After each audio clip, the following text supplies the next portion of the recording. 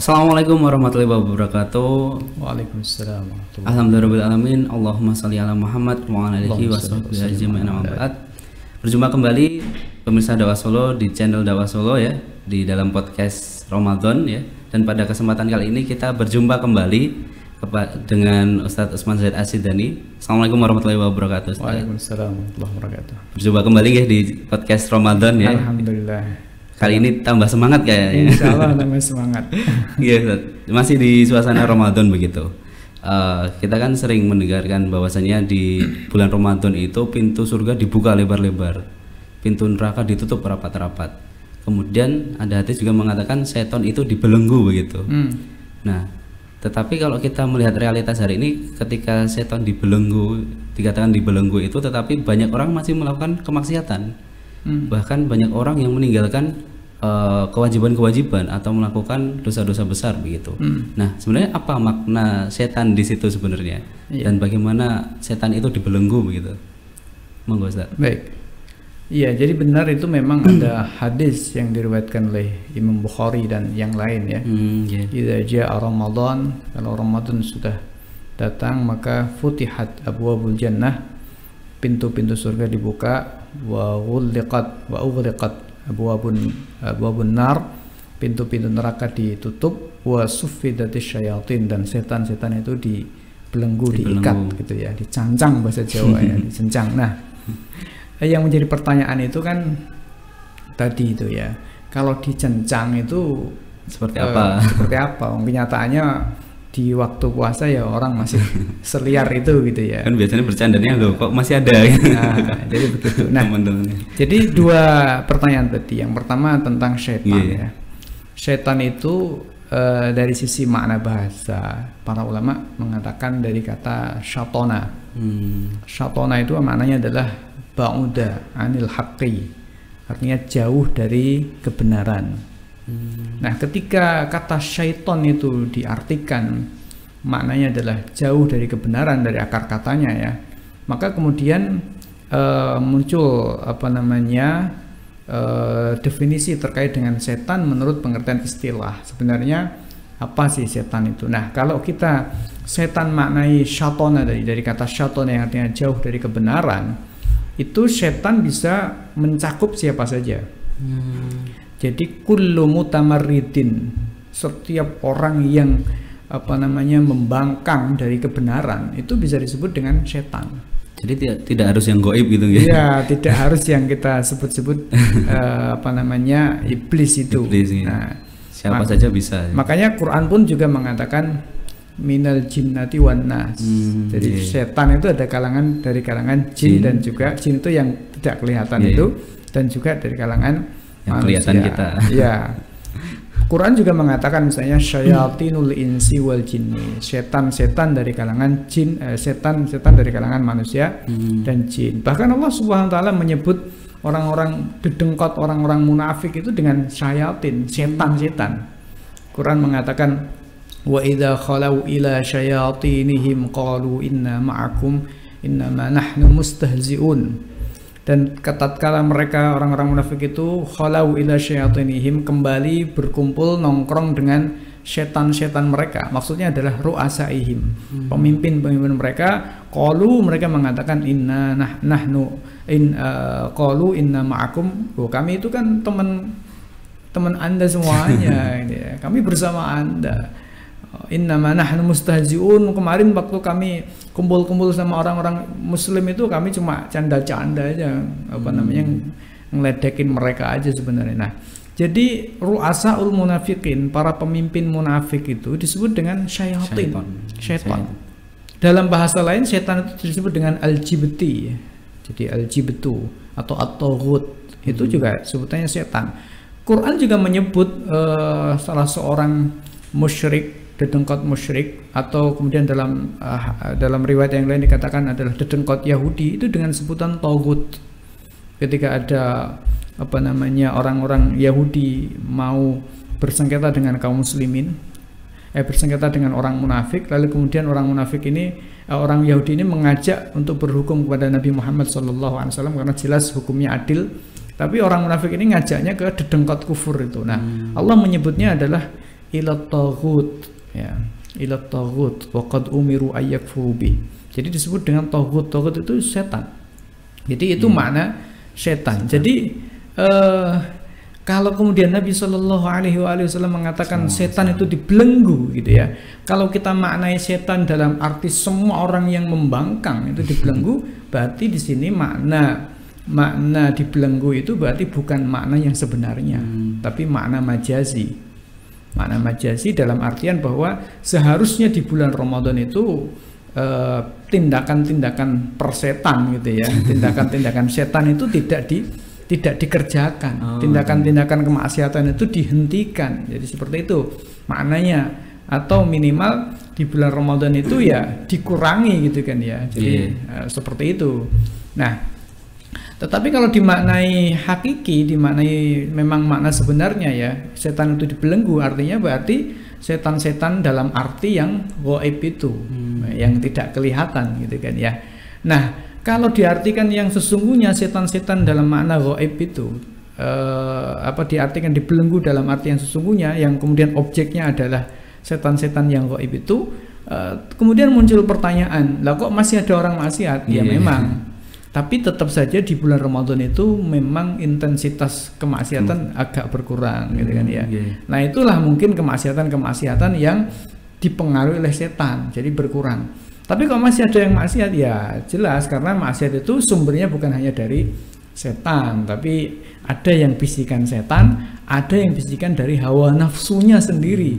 Nah, apalagi kalau orangnya ini sudah setengah setan, nah, jadi nggak usah digoda oleh setan pun udah pinter, udah bisa melakukan sendiri dan sudah punya ide sendiri, nggak usah dikasih tahu oleh setan deh kamu gini-gini, nggak usah.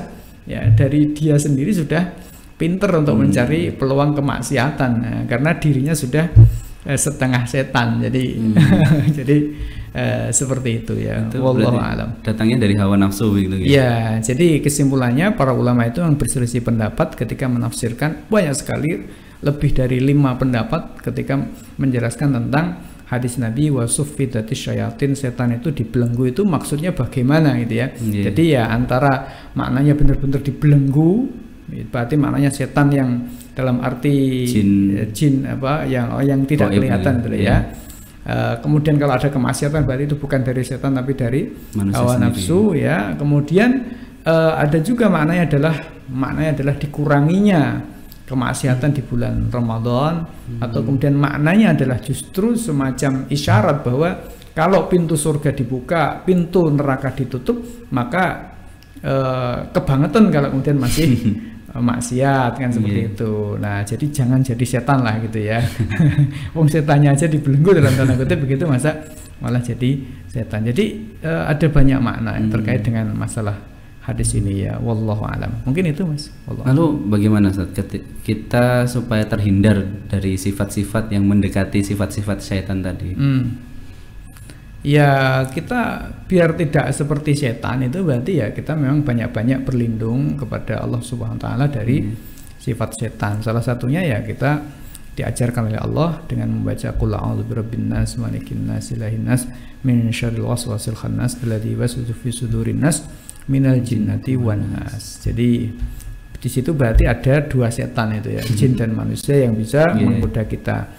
Artinya agar kita bukan terbebas ya, bisa dijauhkan dari setan itu ya kita banyak berzikir kepada Allah SWT, banyak mendekat kepada Allah SWT, banyak mengingat. Jadi orang yang mengingat Allah, orang yang berzikir kepada Allah itu dijauhi oleh setan. Setan tidak mau mendekat kepada orang yang berzikir yang ikhlas karena Allah Subhanahu wa taala. Nah, salah satunya adalah ketika konteksnya adalah puasa ini ya.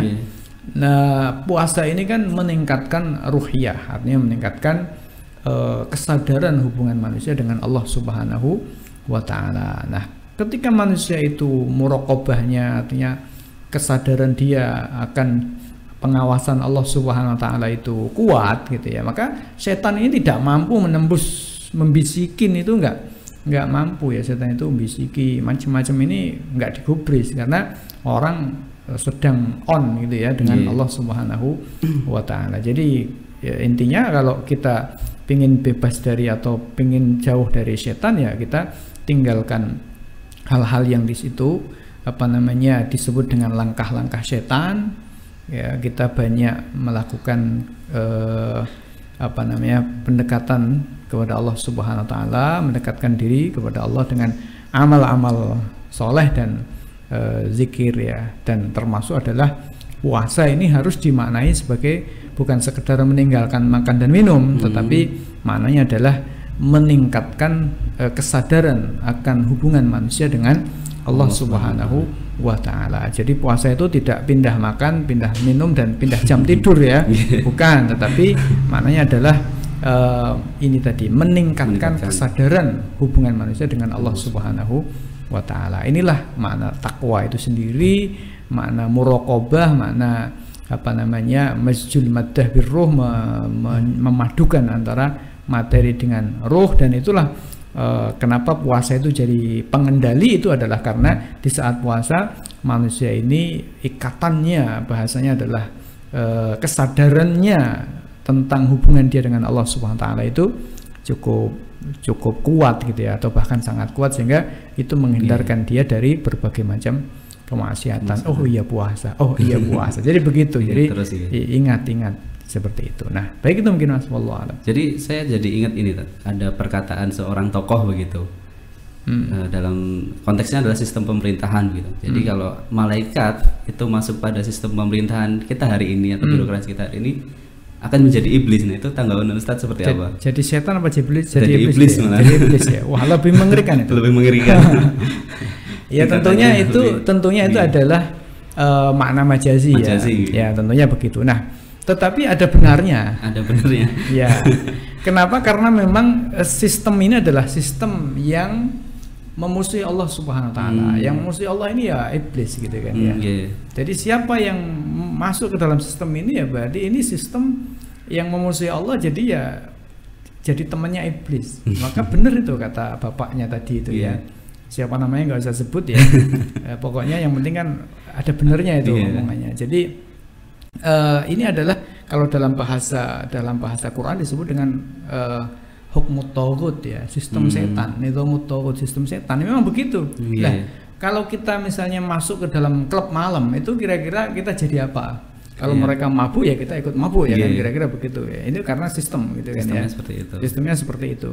Nah, kalau begitu pula kalau kemudian ini adalah hukmut taghut ya, atau Quran mengatakan hukmul jahiliyah, atau kemudian hukum taghut ya, maka sangat benar sekali ya Bapak ini tadi, kalau kemudian andai dalam tanda kutip andai malaikat itu masuk sistem ini, bisa jadi setan juga gitu ya. Nah, itu malaikat gitu ya. Lalu bagaimana dengan manusia biasa? Manusia biasa. Jadi mana ya Pak, lingkungan di mana kita hidup, teman-teman di mana mereka mengelilingi kita, dan kemudian komunitas di mana kita ada bersama dengan mereka, itu sangat penting sekali menentukan bentuk menentukan langkah kita dan menentukan bagaimana kehidupan kita. Jadi maka jangan salah cari teman, jangan salah cari komunitas, dan juga jangan salah masuk sistem gitu. Apalagi salah milih sistem gitu ya.